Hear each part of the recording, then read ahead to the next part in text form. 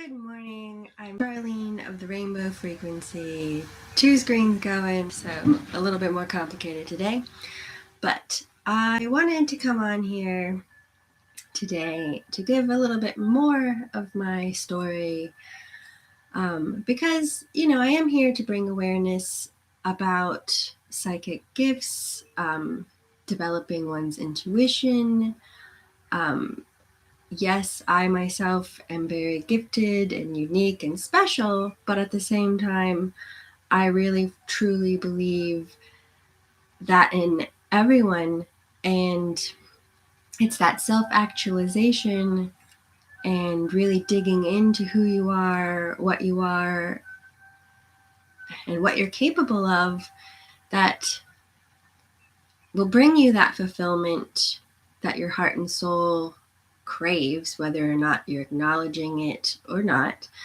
Not to sound all high and mighty, but at the same time, I do passionately believe that we are divinely made, that we are sovereign beings, and the best thing you can do for yourself is get to know yourself, really embrace that self-love in a non-egotistical way. I really do everything I try. I'm going to redact that. Everything I do with the intention of it being in the highest good of all involved, because to me that's very important. So anyway, blah, blah, blah, blah. Going back to, it's funny. You hear on social media that, you're never supposed to wear the same clothes twice because, oh my God, that would be absolutely horrible. Your audience will think you're a plebe. You're supposed to be consistent. However, let's be honest, energy, inspiration isn't consistent. At 9 o'clock, I will be inspirational. No, I flow personally with the moon like a werewolf. My sleep schedule is very much affected. My energy levels definitely affected by the moon and what it's doing, how close it is to the earth. So, I meditate. I do a meditative journey. I journey, however you want to articulate that, in the mornings when I wake up. They say that's the best time because you can really sink back in to that dream space. That is another way that you get there. And sometimes it just comes in what I'm supposed to come in here and talk about. So I did a post yesterday on Instagram. Follow me on Instagram, YouTubers. And I was talking about growing up and how I got here. So please reference that if you like. We're going to fast forward a little bit more so in my journey. I, at this point, had accepted that I was psychic and wanted to really hone those gifts. I didn't really call it psychic because that still seemed a little off-putting to the masses. So I used the word intuitive because it just seemed safer. I had a lot of fear of being seen. In past lives, I'd been persecuted for being open, and I had to work through that one.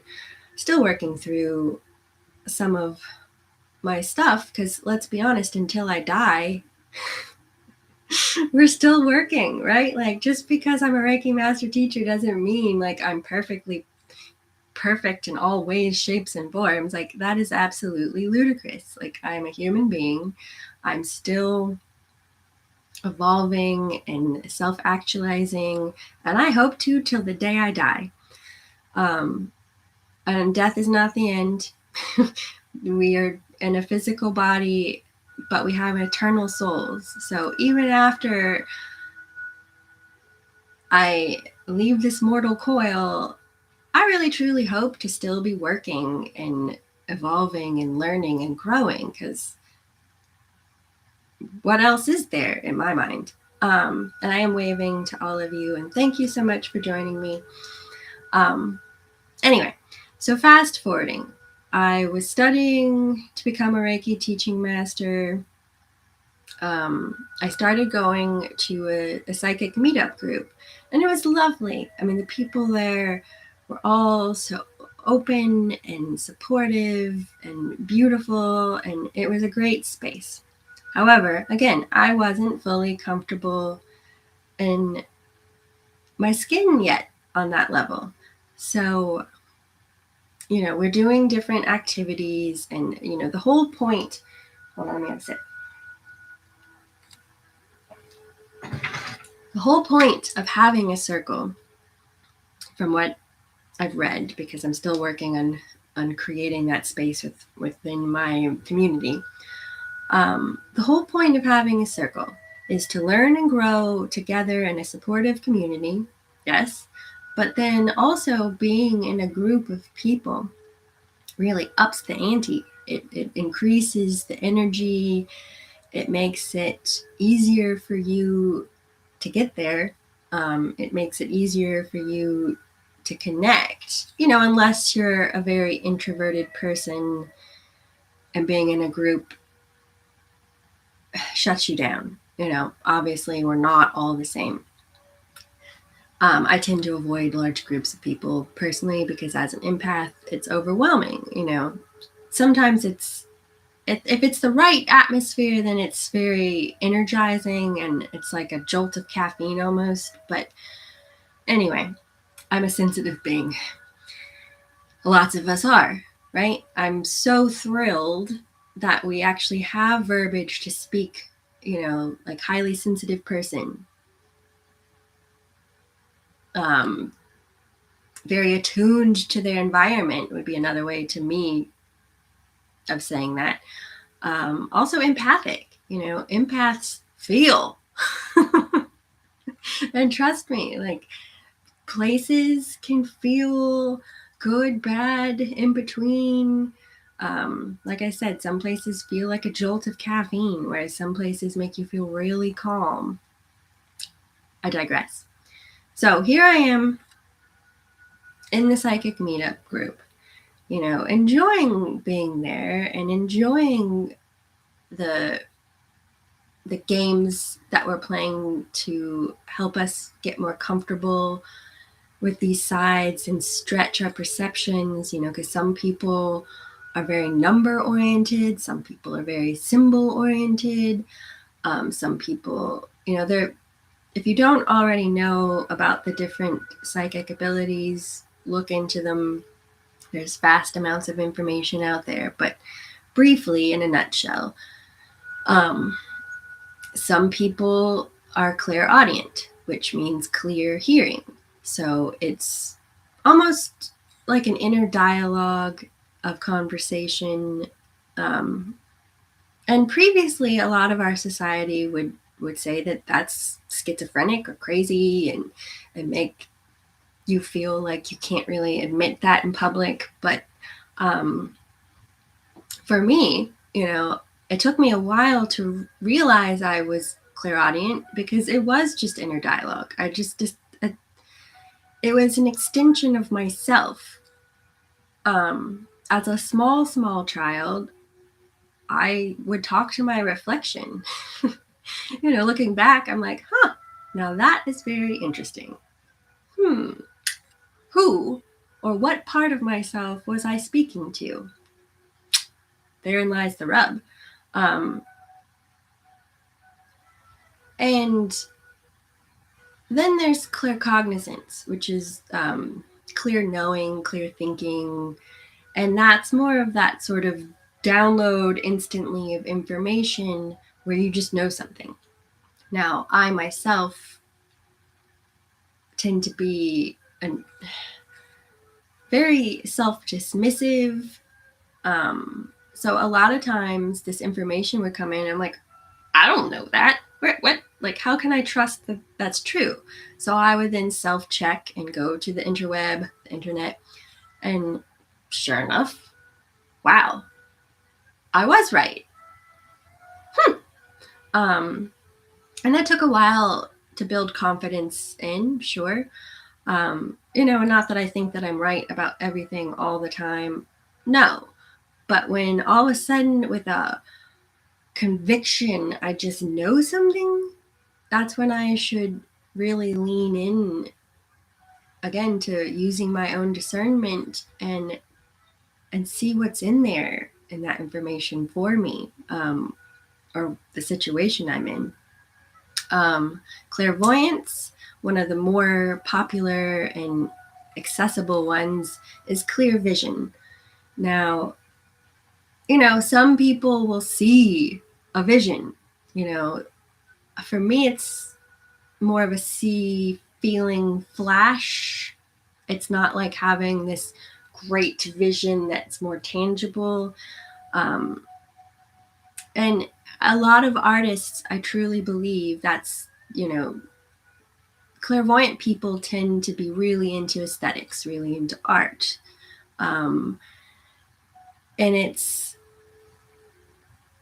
that ability to see something in your mind and then bring it forth into the world.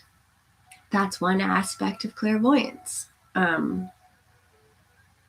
There's premonition, where you know something beforehand. Chime in if I'm missing any of them, if you want to help me here. Let's see. Clairsentience.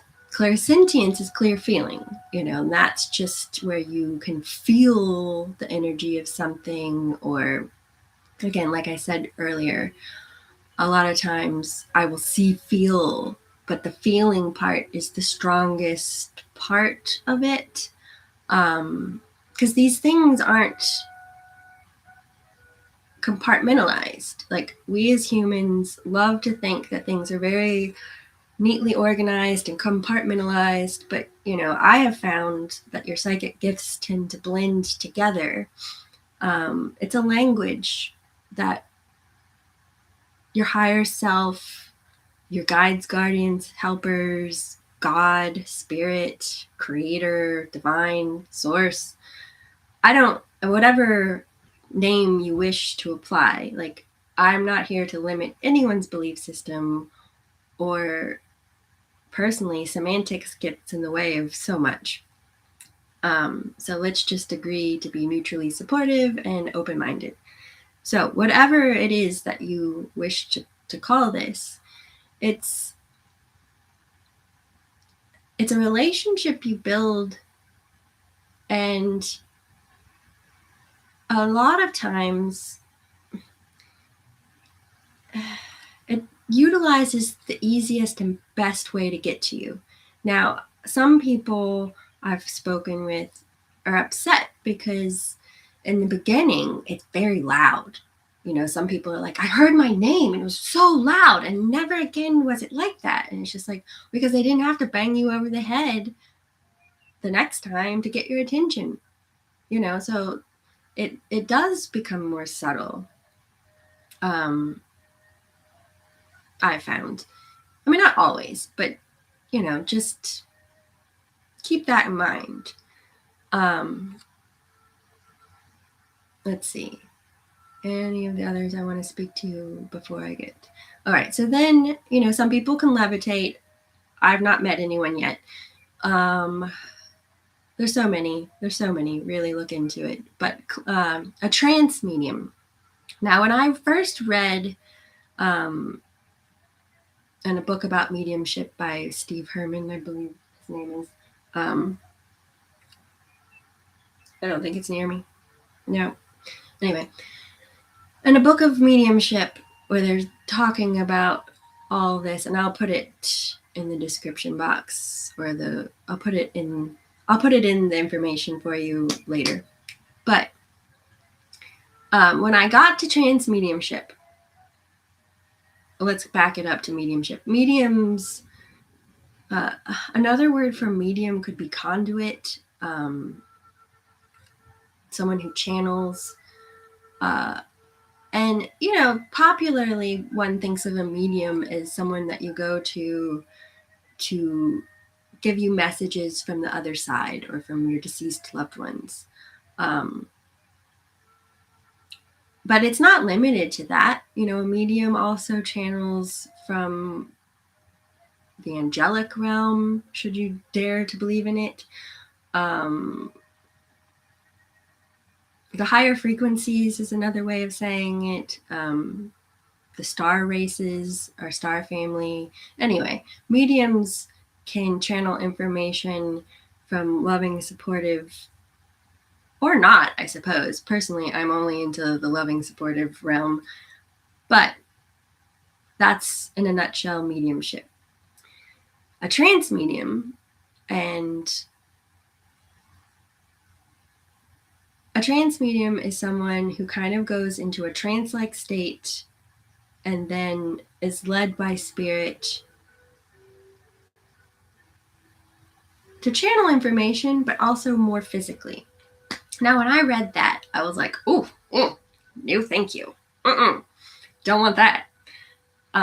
Because I'm a recovering control freak. True story. Capricorn, it's just that recovering perfectionist. I never, ever, ever have been comfortable with someone else having the ability to control me. And I, in the past, would overly try to plan my life so that I had everything locked down and thought of, and, Boy Scout motto, always be prepared. And it didn't really serve me. It didn't work for me, because I can't control the universe, and that's just being in resistance and silly girl. I have found on my journey that most of which I pushed away or scared me was really where I needed to lean in, and I found my greatest gifts and strengths. And of course, use your own discernment. I'm not telling you, if you're scared of rattlesnakes, to go and snuggle with them. Nope, not saying that. But if it's something that makes you uncomfortable, but then when you give it a chance, ignites you, delights you, and makes you feel empowered, again, in the highest good of all involved, that's something to really work with and get to know. So fast forwarding. Here I am in this psychic meetup group, getting really excited by my psychic gifts, because the others I'm more comfortable with. And then all of a sudden, I start being moved. And I'm like feeling this, like being pulled. And it was just like, holy shit. Is anyone seeing this? Because I don't want them to notice. Like, I'm not comfortable with this, and I don't want the room to notice this, because they're going to look at me like I have 3 heads and I'm a demon from hell. Like, ah! So I tried to shut it off. Now, another time, a lot of times I meditate or do my meditative journeying in the bathtub, because water, it really facilitates me being able to sink in better. But also, I think part of it is, I draw this bath, that's money in that tub. I went through all that effort. I have to sit there for a while and enjoy it. Whereas I tend to be a very active human. So sitting in this chair and meditating tends to be shorter bursts. So in the bathtub once, after my father had transitioned and I was deep in the throes of grieving, at one point I was being rocked back and forth in the bathtub. Now, being alone, and in that moment where I was crying my eyes out, it was very comforting, and I didn't fight it. I just enjoyed it, and it felt like the Divine Mother holding me, and it was beautiful. So, it's been a slow and steady comfortability journey, and then, again, I've been studying to become a Reiki teaching master. Along the way in my connecting with my team spiritually, I was led more to a quote unquote shamanic path, and I felt compelled to buy this drum, which I use sometimes. But in that process of getting to know my own rhythm, because I don't really dance to anyone else's beat. If you watch me dance, it's very evident. I only got my own. But that's I think important for us to know our own beat, right? And not necessarily get overly caught up in someone else's rhythm. It's hard in relationships to maintain your beat alongside another, right? But it's a healthy dynamic. So anyway, I bought the drum. It was not inexpensive. And so, as the Capricorn that I stated I still am, always will be, maybe not. I felt like, wow, I should really be using this thing. But they led me to find my rhythm through dancing, through my feet, to be the rhythm, to really get in touch with it. I had to become the rhythm, connect with it physically. So then I get out there and I start dancing. And as a child, I loved tap dancing. I broke my chin open in the bathroom because it had great acoustics. And that was the end of my tapping career as a child. My tap shoes were taken after that point. But, I really got into it. And then all of a sudden, I had received these dance steps. And I didn't think much of it because, again, we're very comfortable with choreographic dance. I don't think that's how you say that, but follow me. Choreographed dance moves. So I didn't think anything of it. I just was like, oh, this dance feels good. Then I was given a song. And I've been a writer since a child. And that was my first connection with the other side, was through having to cope through a difficult childhood. I turned to writing and journals, and at the time as a younger person, I was just like, why am I so funny when I write to myself in my journal? It's kind of odd that I'm being this comedic with myself, but again, I was channeling and I was connecting to not fall apart in my surroundings. So laughter is the best medicine. Fully believe that. But at the same time, going back to the singing and dancing, and then being brought to social media where they wanted me to start doing this in front of people, I was I was totally uncomfortable, not comfortable. Anyway, it took a lot to get me comfortable in doing that in front of strangers and even the people I know. Like, I felt like a loon, which loons are wonderful birds and have great spiritual symbolism. So I don't really at this point think of that in a negative way. But it was hard to be on social media singing when my whole life people have told me that I can't carry a tune and I really shouldn't sing. And that, people laugh and have always told me I look like Snoopy when I dance. But okay, fine. But I was so bratty about it. I'm like, why? Why do you make me do this? This is so embarrassing. And then in my research, I learned that throughout time, in many different cultures, song and dance was how they got there to connect with spirit, to perform their rituals. So then I'm like, oh, you're a genius. I'm so hard-headed. I'm such a brat. So then, still never dawned on me that I was a trance medium.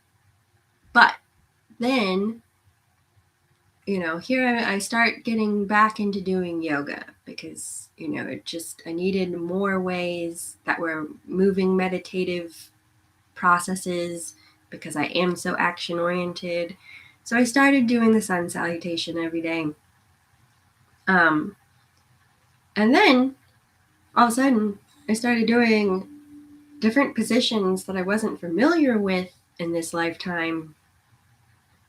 And I was like, what is this?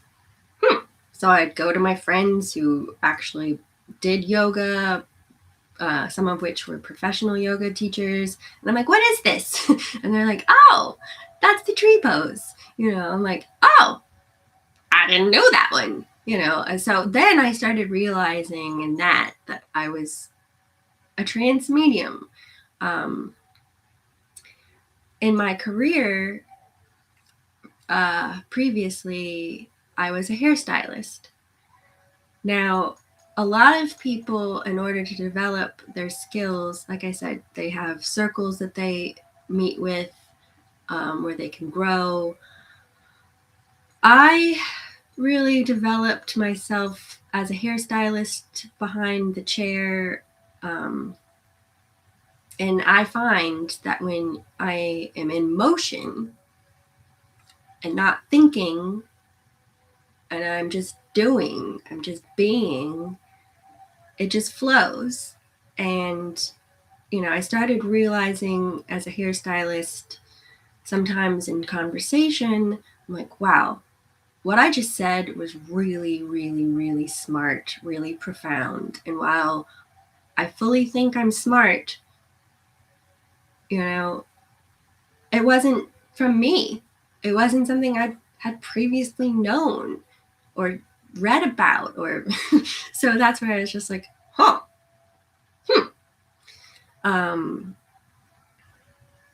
I would then in conversations, I would be hearing people's problems because hairstylist is like a therapist or a bartender all in one kind of.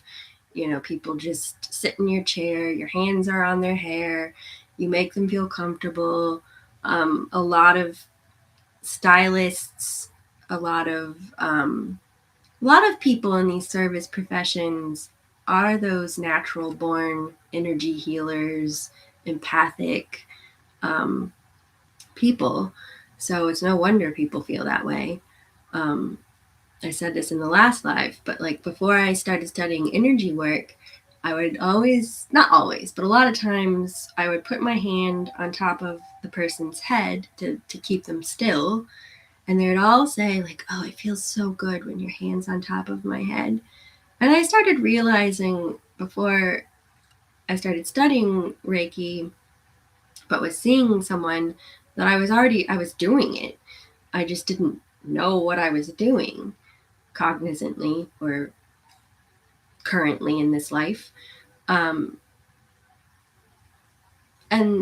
again, like you come into this life already designed. You don't need someone else to make you what you are. You just have to take ownership and get to know that side of yourself so that you can become a professional at it, so that you can be self-actualized, so that I don't mean the word professional necessarily like you have to make it your career, but like in order to be really, really good at something, it takes discipline and time invested in it to really build up that skill.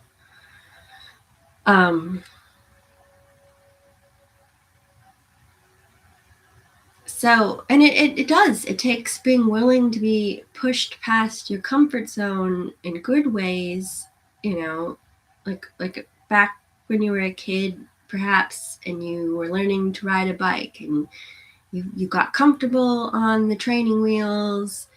Then you had to dare to believe that you could do it without the training wheels, right? That's the kind of energy I'm speaking of, and then all of a sudden you're riding on two wheels and you feel like you're flying and it's amazing and freeing, if you like riding bikes. That's the sort of thing I'm talking about when you're getting to know this part of yourself, and getting cracked open, in many of the places I've read about people embarking on a spiritual journey or becoming an energy worker of any sorts, it is this death of self process where you have to let go of your previous belief systems, some of us, sometimes your previous life, a lot of times your relationships that liked you in your unhealed form don't last through you changing because they don't like that new you, perhaps. Because if you're in negative, or if you're in codependent or unhealthy relationships and the person is reliant upon you being in that state so that it works, they're not going to like it when the host decides to kick out the parasite, perhaps. So, it is a hard journey to heal or get to enlightenment, perhaps. Not always, I suppose. There might be some amazing individuals that don't have to do it that way. But a lot of times, from what I've experienced, from the people I've spoken with and read about, it is this going into the labyrinth, facing that dark night of the soul. I mean, a lot of times you have that first dark night of the soul that gets you to like wanting to reach to the more spiritual side of yourself in the first place. But then, a lot of times people have different stages as they heal, where you grow and you stretch and it's great, but then you have to have a little bit more of that, like going within and facing the demons inside. Because we're onions, we have different layers. We have the wounds we faced in this lifetime, perhaps the wounds that we faced in previous lifetimes, our ancestral lifetimes, depending on how many rodeos you've gone through. Some people are newer souls, some people are really old souls. So it's different for each person. But depending on that, you have different layers that you have to face. Which I think speaks to, like, if you're a really old soul, you're most likely going to be like evolving and working through some heavy lifting, because to me, ascended masters, old souls, perhaps, like the more you've done, it doesn't necessarily, the challenges and the stretching doesn't necessarily get easier. You have to work through more because you came here to do bigger things. Just one perception.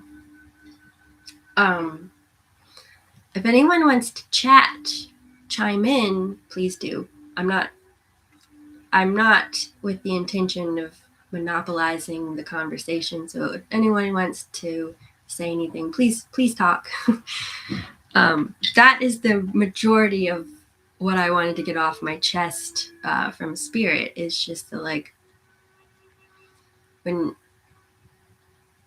some people are in these amazing communities where intuition and psychic spiritual gifts are the norm, and celebrated, but a lot of us are in places that is a newer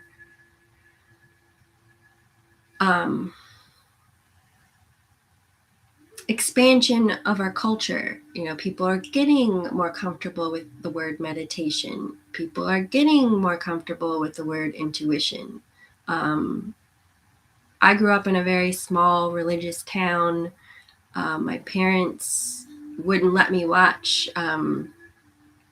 Dungeons and Dragons, the cartoon. Like, they thought that was awful and demonic. When I started reaching to tarot and oracle cards and runes, my parents freaked out. So, a lot of us are in places or situations, families, what have you, where it's tentative at best to come out of that spiritual closet. So that's why I, in part, am on social media, is to really try to help normalize and build community, safe space, a haven, if you will. That's my business name. A haven for people to grow safely and self-actualize in. And hello, Kendra. Thank you for rejoining me. I had a technical glitch previously, so that was pretty funny. I was like, oh, thank God, it was just Kendra that saw that. I totally came on live, realized I didn't have enough lights on, so I'm like scrambling around the room. I turned off YouTube. I didn't realize I hadn't turned off Instagram. Technology is the hardest part of my job. Time zones, connecting with people all around the world is amazingly fun, but oh boy, does that stretch my brain at like, okay, I'm here at this time. Kendra in Tasmania is, I think, 13 hours ahead of me?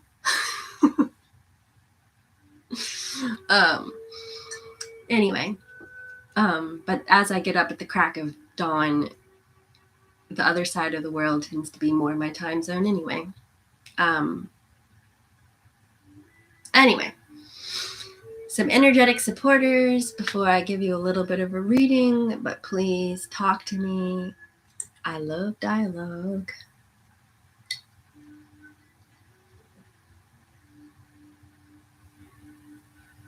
That pink, that unconditional love energy.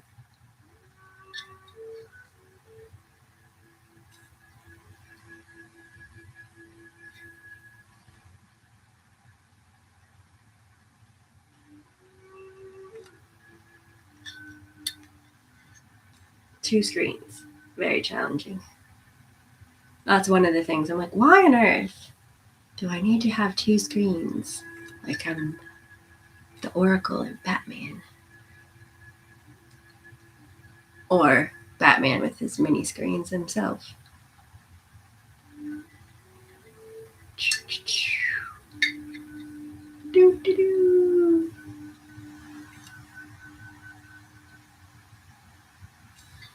I hope you enjoy this energy running down your chakra line.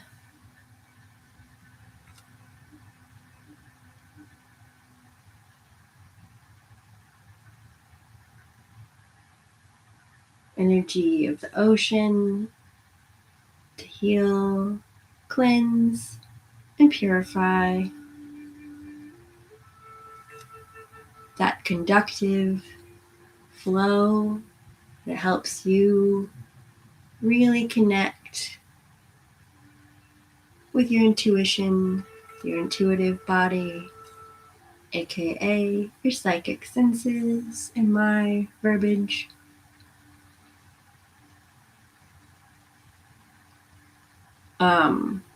A lot of us in this time frame that we're in have grown up when emotions were vilified, a weakness, numbed down, and truly they are a link to your intuition and your psychic self. Your body gives you signals physically, your emotions give you signals physically. You're designed, again, divinely, to have all these capabilities. It's just a matter of giving them their credit and listening, like, I mean, a lot of us don't even listen to our physical bodies, where it's screaming that we're dehydrated and we need water, or we need vitamin D because we're inside all the time and not getting that time out in nature like we need. There's many ways that our bodies tell us that we're chronically sleep deprived, perhaps, but do we listen? No. A lot of times I will crave certain foods even. So it's just that, like, if your body's screaming for a sweet potato, eat a sweet potato. I mean, of course, they're the things that we crave that aren't necessarily good for us, but maybe read into what's behind that craving and find a healthier option. I mean, pizza is sacred in my house, so I'm not saying that I'm perfectly perfect and only eat like raw food. No. But just saying. All right. This, and I'm sorry, I'm going to focus on YouTube for a second. I'm sorry that it's so dark, YouTube. I need a new light for my camera. This bad boy is, let's see if we can adjust. That's a bit better. All right. This bad boy is a piece of stone with some ammonites. Here's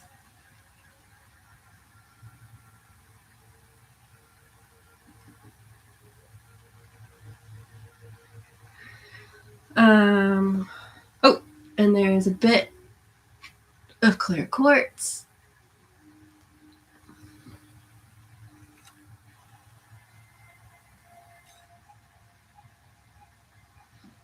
And this was acquired when I was a child, and we'd gone overseas. And then eventually I got to have it in my own possession, and it's one of my favoriteest things. This bit. It was my first fossil. Going next. This is another fossil. This is where I'm going to try to make you talk.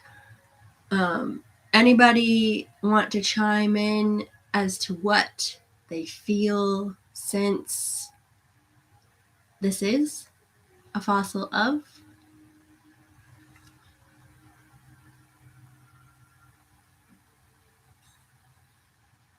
Do do do do do do do do do do do do do do do do do do. Do do do do do do do do do do do do.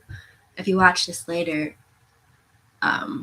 please comment to me in the comment box or wherever, please and thank you.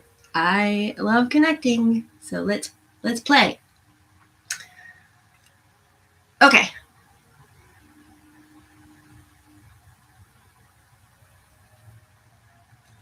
Nobody wants to talk about it. It is a tentacle. So, I feel octopus, but at the same time, perhaps at a time where things weren't as delineated to squid and octopus, but tentacle of a prehistoric creature of that nature.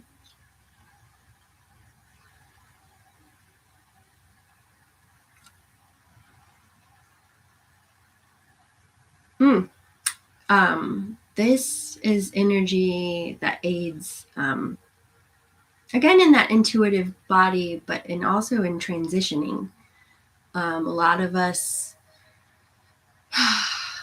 we're releasing a lot karmically, programming wise from our previous like upbringing or having absorbed expectations of those around us, school, careers, what have you.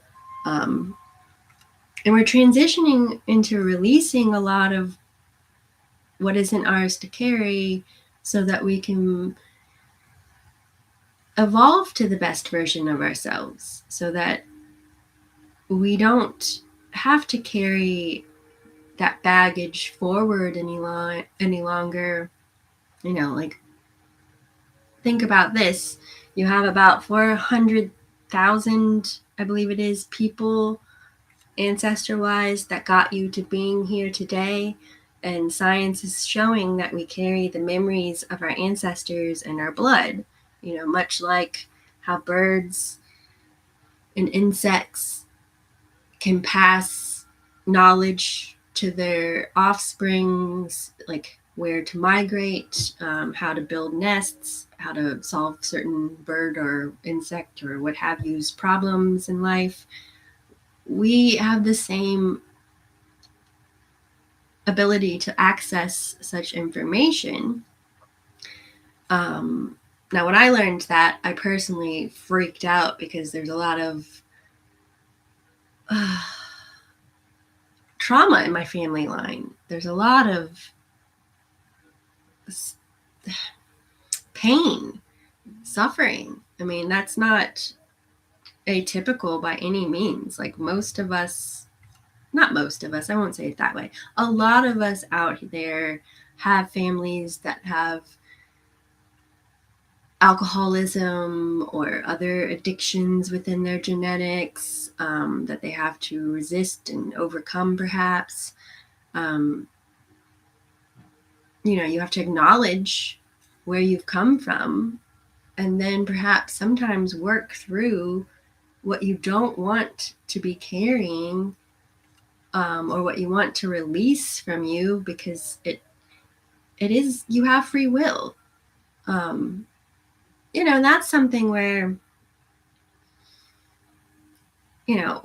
I'm 45. So growing up, it came into a lot of people's understanding that you can't change someone else. It's absolutely ridiculous to even try. I fully believe that. You're not meant to change someone else.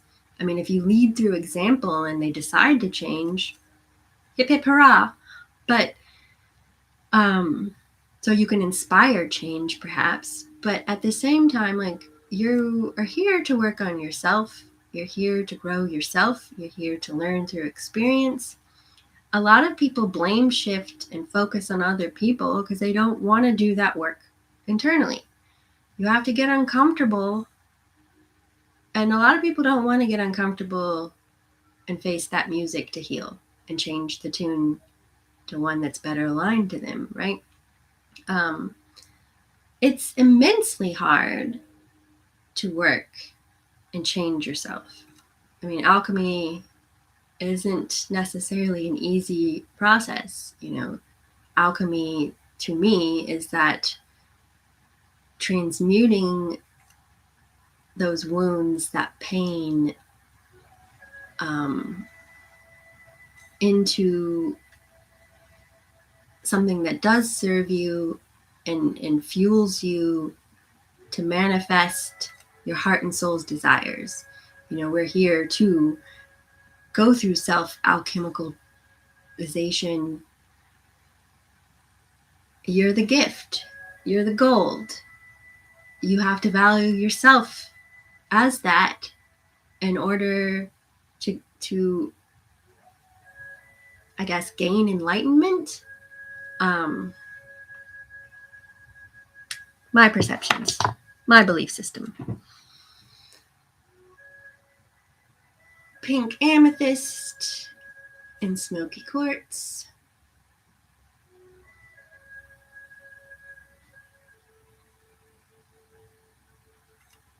Hugs to you, White Jennifer J. Thank you for talking to me. And again, I'm waving at you all.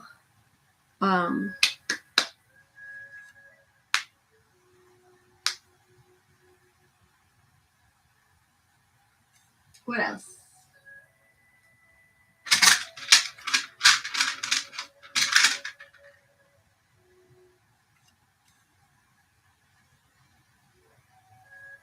Raw emerald. Giving love to that heart chakra.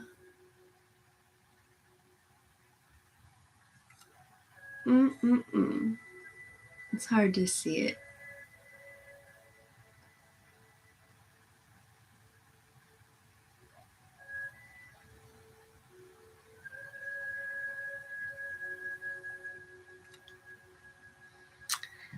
Okay, moving along.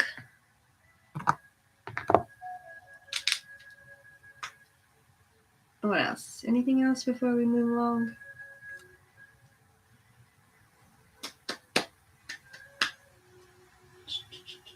Who wants to join us today?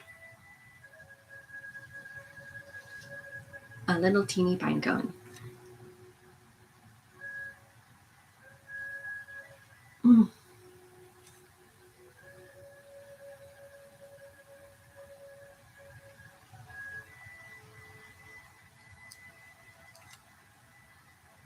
Who doesn't love a teeny pine cone?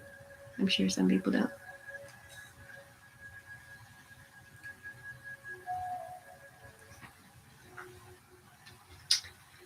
Okay. Quick reading. And again, if anyone wants to chime in, anyone has a question, anyone, talk to me. What archetype within us will best serve us on our journey, again, in your highest good, in a way that delights you, mind, body, spirit, in entirety.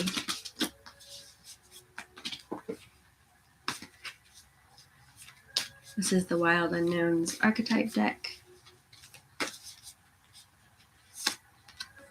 Ha, the ocean. I love it. Especially since we started with the ocean with our elemental supporters.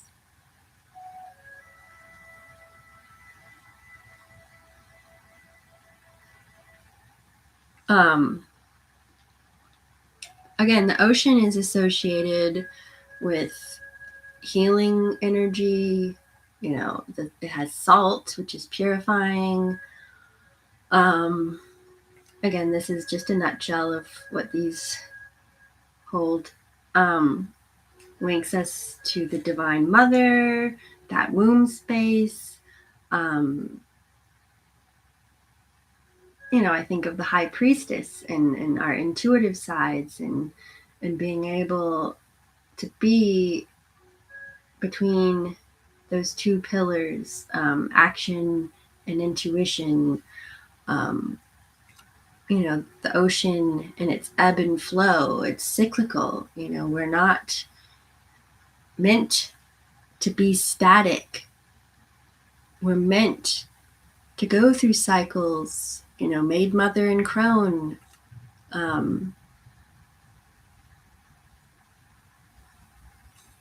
It's also that you have to release, like I was saying, what isn't yours to carry, what isn't meant for you.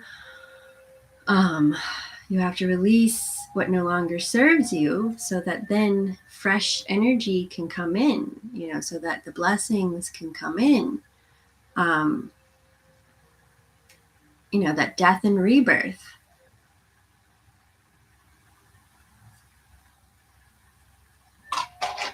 All right.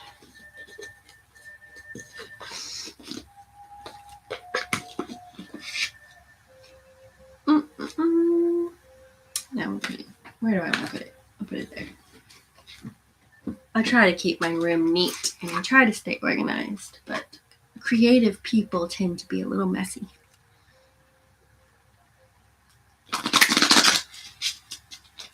All right, so this is the goddesses' knowledge cards.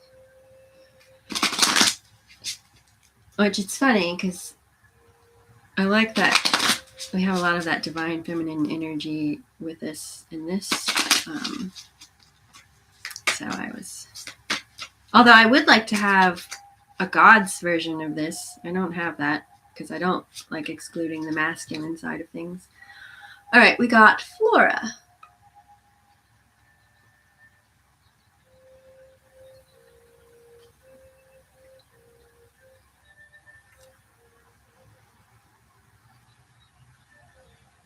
There we go.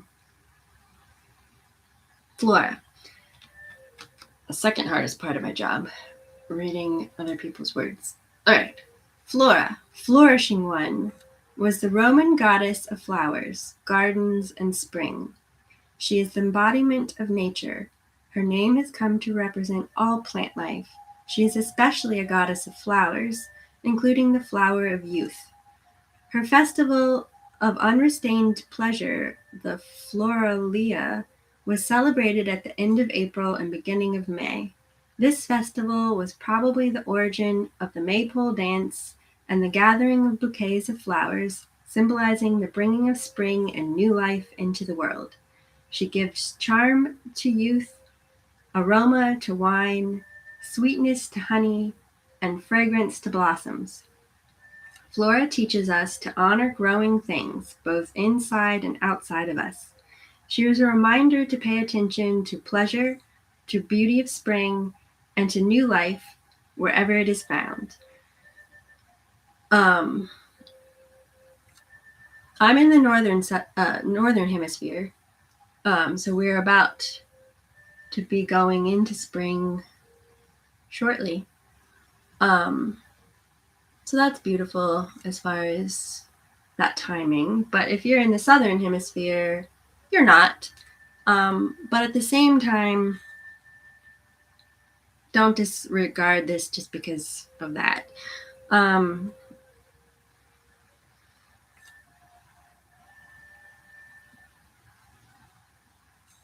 mean, personally, I love a winter blooming flower. So there are flowers to be had even in the cold months. Personally, I'm a gardener. I'll say I'm not really a gardener by what people tend to think of as a gardener because I'm way too wild and messy for most gardeners. I like things natural. I love bugs. So I have more of like a wildlife habitat than a traditional garden. I love getting to see the cycles of life. And it's funny because I first started gardening and growing vegetables, and that's really, really, really hard. Very frustrating. I mean, seriously, people who do that kind of gardening, it is the most harrowing passion. You're gluttons for punishment. It's funny. But then eventually I moved to flowers, and oh my God, fell completely head over heels in love. Didn't realize when I had first started studying herbology, I was just looking at herbs because herbs and vegetables were really where I started. Lavender is my number one favorite plant. But then I started realizing that the flowers in my garden were also a lot of them medicinal, edible.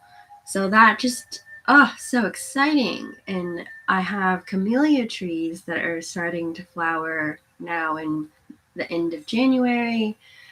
Somewhere between around Valentine's Day, March, they're in full bloom and they start to drop their petals on my walkway. And it delights me every year. I started getting to where I anticipate some of these activities in my garden, and it's like Christmas. It's so exciting. Then I have the hellebore or helleborus or Lenten roses, Christmas rose, I believe is another name. Oh my God. Love, love, love a hellebore. One of my favorite plants too. It's an evergreen. Gotta love an evergreen. And it's interesting too, because a lot of these plants I started planting around my house. Like I said, herbs, these flowering plants. And I didn't know that I was doing something that was very magical and purposeful. I was just letting myself be led to do things. And then, once I started delving into learning about, the medicinal, the magical, the symbolic meanings of these plants, there's a lot of protective rituals or protective energies in these plants. I laughed. Someone was coming to my house and they're like, "Are there any obstacles I should know about?" And I was like, "Well, I have a hedge of lavender as you enter my property, so if you're evil, you can't come in." And they didn't understand. I was kind of joking, but at the same time, like,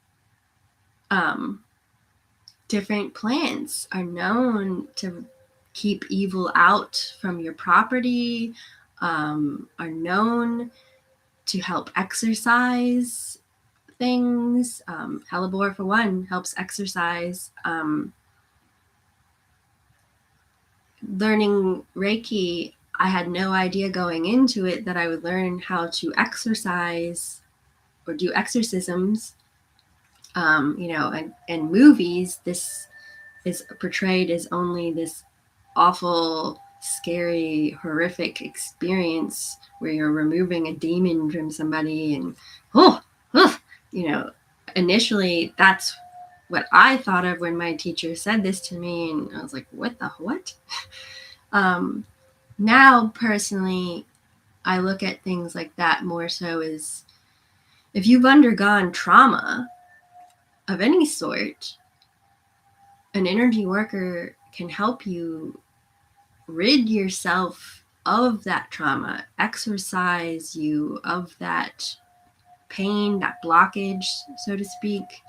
When I started learning exorcisms, my teacher told me to go and practice on people.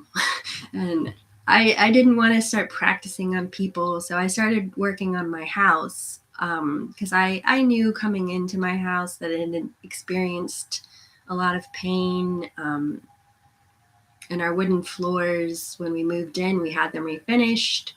And the man that had refinished our floors, and I've spoken about this in other posts, so forgive me if you've heard this one before.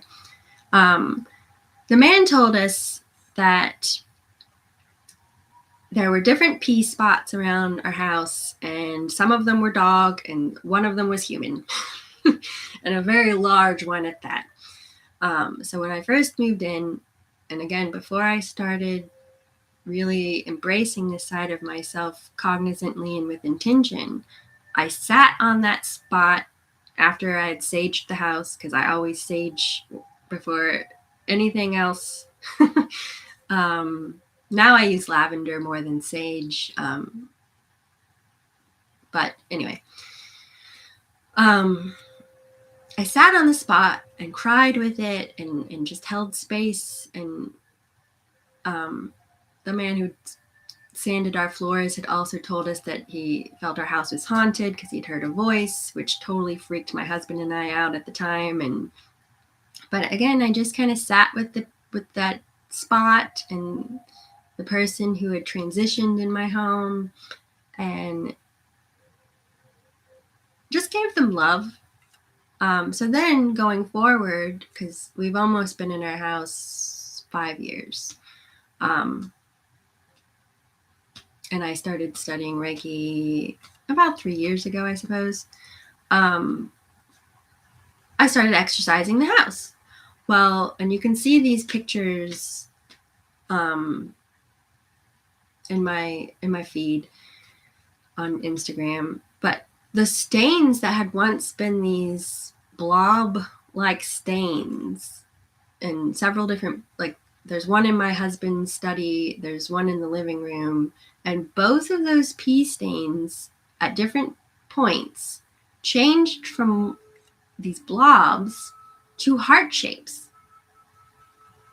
What? I was not expecting anything of the sort. It totally blew my mind. And what a beautiful exchange. Gotta love that. So yeah, I love working with spaces, land. I've been going around to different battlefields to help ease that trauma and release it from the soil, because they want peace, they want love and harmony.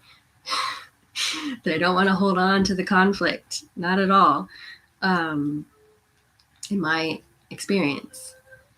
And it's important, like, we're evolving as a human race, expanding our consciousness, and the earth is ready for us to realign to working together with creating a healed space for all of us. Let's pull another goddess, because I felt like it, because that's, again, clairsentient. I try to follow my feelings. Diana is the ancient lady of beasts, called by the Romans Lucina, goddess of light, a mistress of wild things. She is especially responsible for anything young and vulnerable, be it wild or human.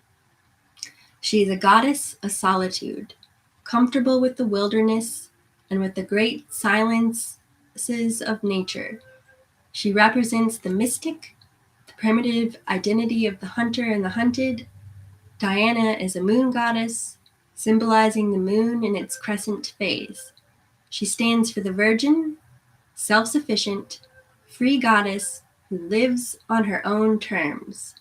Especially a goddess of women, she is related to all phases of female existence, from infancy to menstruation, through birth, nursing, menopause, and death. Diana stands for the part of us that is at home in the wilderness, at home with our primitive, instinctual nature.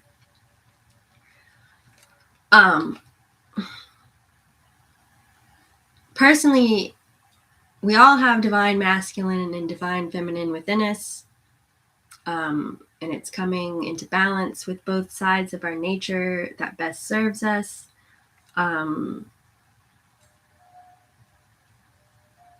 So we don't have to get preoccupied with gender specifics necessarily, but I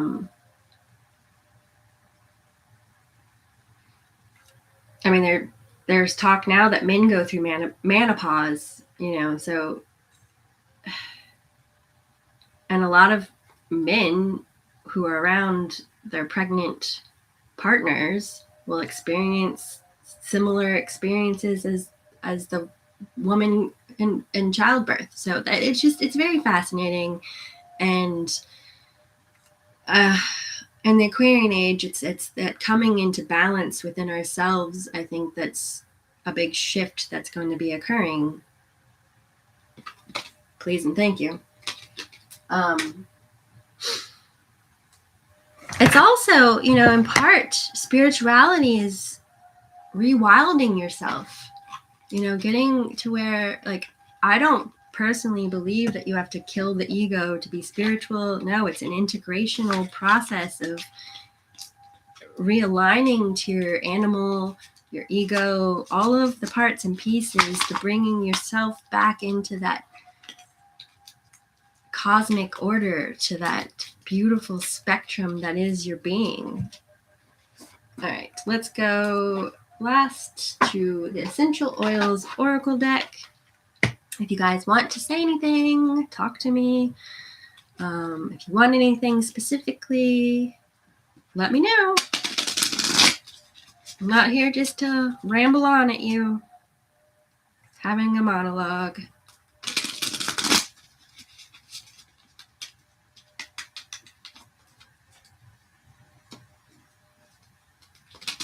All right. Herbal world.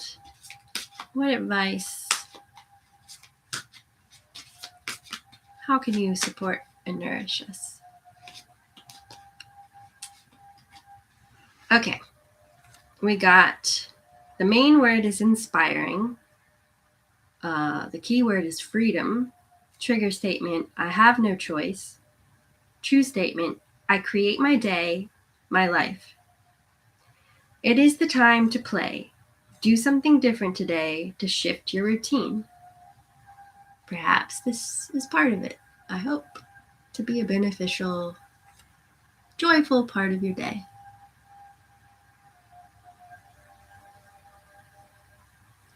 Oh, the glare.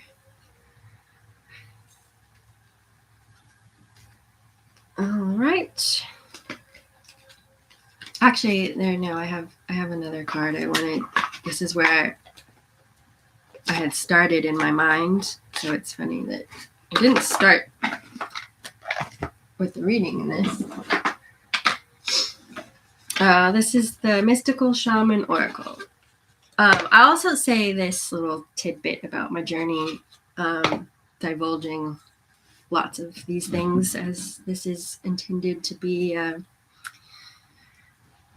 giving you my story so that perhaps it'll help you reflect on your journey and seeing the different ways where this has perhaps occurred for you. Again, I went into studying Reiki because I was familiar with it, having received it, very drawn to it. But then in that journey, I was met by my shamanic ancestors, and they started painting my face and giving me tools. And really, I honestly, at the time, was just like, look, I'm studying Reiki. I don't have the money or the attention span to do something else on top of that. So I kept like being resistant, and then later realized that it's just different verbiage for the same thing. You know, they're not exclusive to one another at all. They're just different methodologies. So then I'm studying Reiki and learning the symbols, some of which I did connect with, but a lot of them are just like meh, and I felt bad about it. But then I started receiving my own symbols, and I luckily had a teacher that was very much supportive. Like, if anything comes into you to work with, please honor it and, like, do it. So my symbols that I work with are more pictographic, more like hieroglyphs, if you will. But again, pictographic, a little bit more even simplified than a hieroglyph.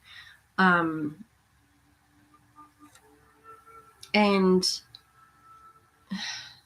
when I was studying to become a Reiki teaching master, very goal-oriented, very focused on a plan, I got to the end of it all, and my teacher wanted me to co-teach the traditional Reiki teaching, and I didn't want to. And I was just like, what? What's wrong with you? You just spent all this time and money, and you don't want to teach traditional Reiki?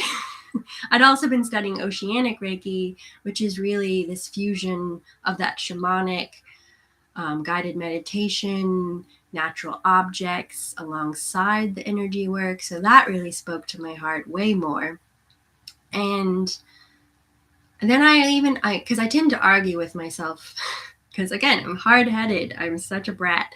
And I was just like, no, like, shouldn't I first teach the traditional way so that, first you learn the rules, so then you break the rules, like, shouldn't I be a better teacher if I really started in that really structured way? And I've had a few times where Dr. Yusoi has come in to me, who is the creator of what we know in Reiki 1, and what we traditionally associate with Reiki is from Dr. Yusoi. At the time, late 1800s, early 1900s, this became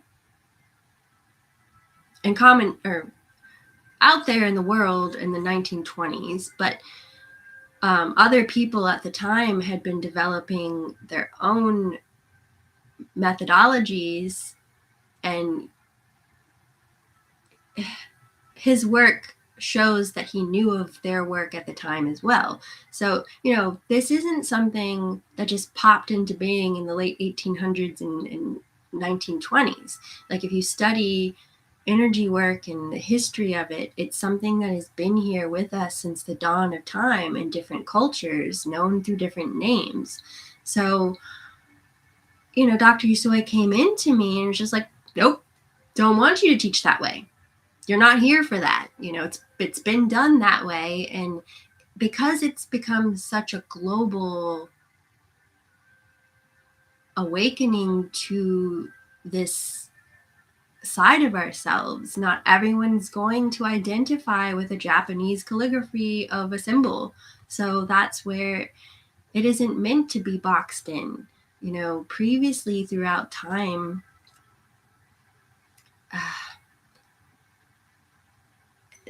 things were more perhaps limited to certain people or certain circles knowing things, and we're not in that time anymore. It's meant to be passed, not passed, because again, you come here already designed as you are. And again, I said this yesterday in my video, but to me, these attunements, as they call it in Reiki, it's attuning you to yourself. It isn't someone else having to give you information that you didn't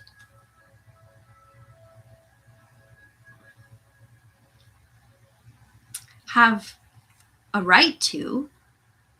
It's that you weren't acknowledging your right to it and attuning to yourself and all that you could be, in my opinion, in my feeling. A lot of what I've had to get in touch with in myself, like as a child, I was born in San Diego. I very much, I always have felt a strong love of the Native American belief system. That made more sense to me than anything that I grew up with in the States. I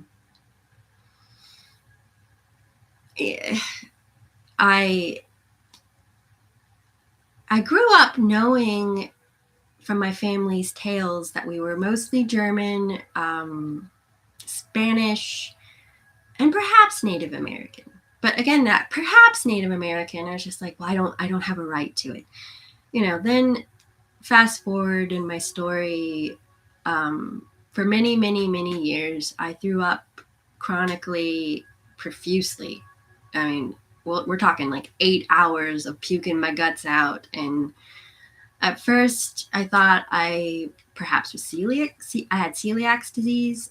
So I had my blood tested through 23andMe to see if I, in fact, had celiac disease, because that was a component to their service where they could tell you more about like your medical makeup. And in that discovery of self, I realized I had just about everything but the kitchen sink in my DNA, and that was absolutely incredible and amazing to me.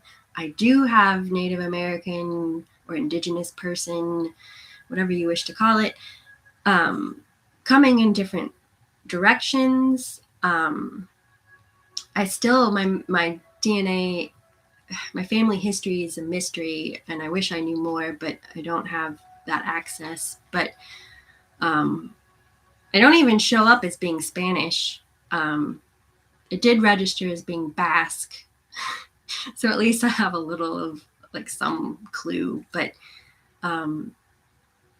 because my family didn't stay connected, I don't have the story of where I came from to hold to.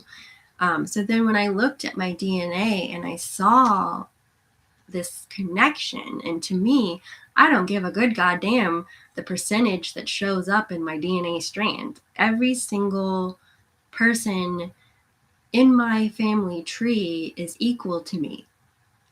I don't care that I'm mostly Germanic or mostly European. You know, like the fact that I have ancestors from Egypt, from the Mesopotamia, from the Middle East, from the Mediterranean, like, along with, I mean, what I have grown up being an Anglophile, like loving all things British. I mean, I, as a young person, read British literature like it was Sweet Valley High. Again, a little unusual. So when I found out that I was British, I was like, Monty Don, calm me down. Mary, let's bake. Anyway, so it just, I mean, even like a pattern, I've always been drawn to the ICAT pattern, IKAT. And again, finding out that I had some lineage that connected me to that, I had a bit of an existential crisis, because I'm like, well, am I me? Or am I just a composite of all these other people? Do I like what I like? Like, it was just this interesting, like, wow, how cool. And it's funny, you know, because before I met my now husband, I went on a date that almost made me stop dating completely. I went on this date with this man who was Babylonian Jewish and very much wanting to talk about it. And me loving to learn was like, sure, tell me everything there is to know. And he did. You know, we're sitting there at the Mill at one of my favorite places in Richmond, Virginia, restaurants. And he's telling me all about his family history and how great it is. And it was very, very great, very interesting. At one point, he's drinking wine and he threw up in his mouth a little bit. Yeah, I had to roll with that. And I was like, do you need to go to the bathroom? Are you okay? Then it came to where he asked me about my lineage. And at the time, you know, I was like, oh, well, I'm mostly German, Spanish, and perhaps Native American. And he looked at me like I was a mutt, like I was this lesser than human. It was brief, but it was there. Again, empathic. I can feel these things. And it was just this funny thing where I was just like, man, if you only knew now how much of a mix I was. But at the same time, personally, you know, it's that mixing and melding and bringing people's together to bring that unity. Like, I feel so strongly about, like, I want the world to be a loving, hospitable place where we're free to be who we're designed to be in loving harmony. I know that sounds super hippified and not gonna ever happen, crazy lady, but my heart and soul begs to differ. So we're gonna end it with the mystical shaman oracle deck. And we got circle. We got the number 8, number of infinity, number of abundance. For me personally, my numerological chart is mostly 8s. I think of an 8 as being okay. In my culture, our medical symbol is got the caduceus, which is that staff with the 2 serpents. So to me, I view that 8 as those 2 serpents facing each other, kind of like the Ouroboros, But, two snakes facing each other, coming together in harmony to create that healing energy, and then you see it with the staff. I recently was asked if I could have accessories to me being a superhero. What would my accessories be? And I said I would want a caduceus staff and a sword. But it's that healing energy. And again, it's that when you attune to yourself, when you align all of your parts and pieces to being whole, that's that healing journey. You're in that sacred circle. You're in that sacred sphere. To me, my number one thing is to teach people to take ownership of their energy, to learn how to self-soothe themselves. Because if we all did that, the world would be a much better place, right? Instead of being unhealed, insecure, some of us displacing our pain onto others, right? Let's end that. And again, I always say this, and I always will. The better you know yourself, your ancestry, perhaps your birth chart, get a free birth chart done, because when you're born, all the planets are in certain positions. And when you read into not just your sun sign, like I've said, I'm a Capricorn, but my moon is in Cancer. My Mars is in Leo. My Venus is in Sagittarius. There's more to it than just that even.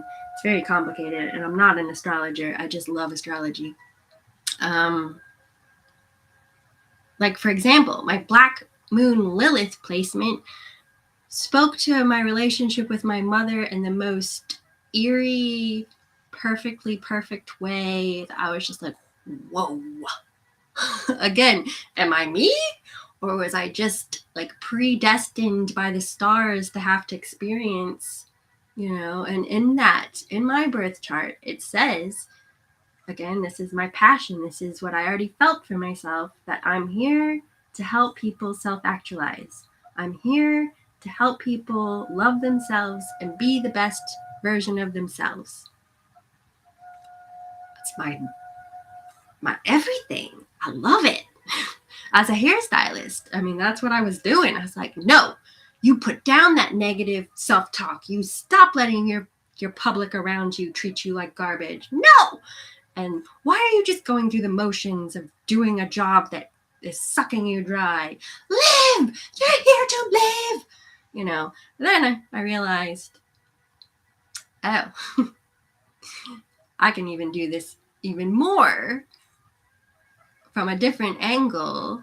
I still do some hair, yeah, but it to me, I don't want to stay on the superficial. I want to go down deep. I want to really connect with people, which isn't for everyone. But I hope you enjoyed this wild, authentically bearing my soul and trying to support you in a loving way. I hope you've enjoyed it. And I am here professionally if you want to connect. I do my energy work through card readings, through conversation even, through song, through dance, through guided meditation. I really, like I've said, I love healing spaces, homes, businesses, land, getting to contribute to the world in a physical manner that's long lasting really, really lights me up. I love humans, but, working with animals, sorry, animals are way more fun. They don't have all that ego that we have to really work through to reach the individual. In my experience, it is just easier working with objects, with spaces, with animals, because they're not as resistant.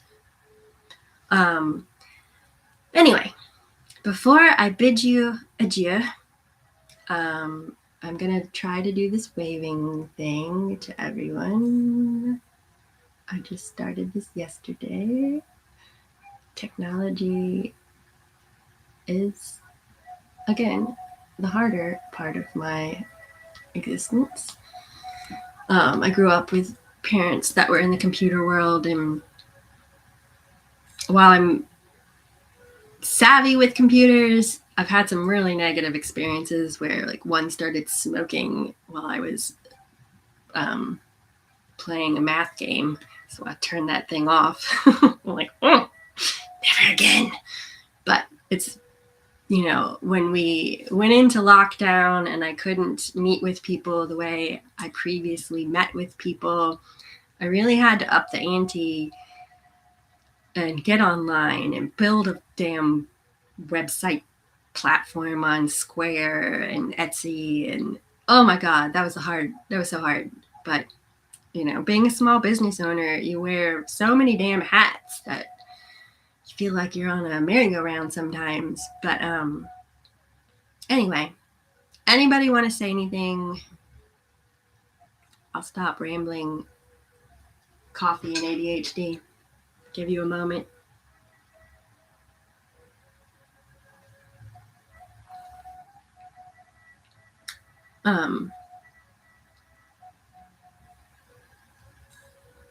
It's really hard to just be quiet.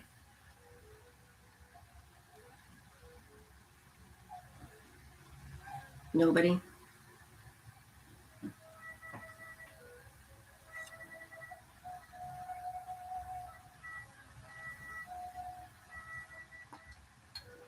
Well then. Nobody. Kendra, talk to me. Milk River Arts, talk to me. Blogger Man, talk to me. Corby Mitlied, talk to me. White Jennifer J, I know you like to talk to me. Nobody. Well, thank you all for being here. I do really enjoy meeting with you all and building this community of love and support, and again, raising my quote unquote freak flag as high as it wants to go, so that other people feel safe to do so as well, because we're not freaks at all. It's a full spectrum that we're all living within, and we're all beautiful if we choose to be in alignment with our best selves, right? I'm just saying, it's free will.